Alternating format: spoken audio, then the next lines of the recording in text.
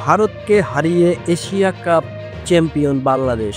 ভারতকে হারিয়ে টানা দ্বিতীয়বারের মতো এশিয়া কাপের শিরোপা জিতল টাইগাররা। বাংলাদেশ অনূর্ধ্ব-19 দল আবারও গড়ল ইতিহাস।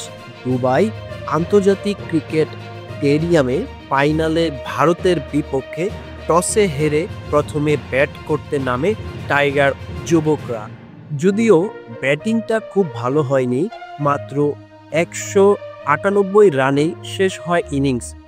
রিজান হোসেন করেন 47 রান আর শিহাব জেমস যোগ করেন 49 রান। তবে শেষ দিকে ফরিদ হাসান এবং আল ফাহাদের 30 রানের গুরুত্বপূর্ণ জুটিতেই 200 রানের কাছাকাছি পৌঁছে যায় বাংলাদেশ। টার্গেটটা ছোট হলেও ভারতের জন্য চ্যালেঞ্জিং হয়ে দাঁড়ায়।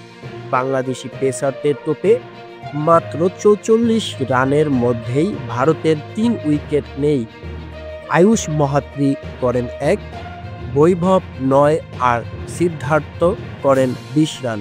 এরপর অধিনায়ক মোহাম্মদ আমান কিছুটা চেষ্টা করেন, কিন্তু 26 রানের ইনিংসের পর তিনিও আউট হয়ে যান।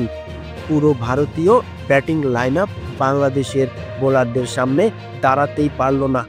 ইকবাল হোসেন, ইমন আর আজিজুল হাকিম নেন 3টি করে উইকেট।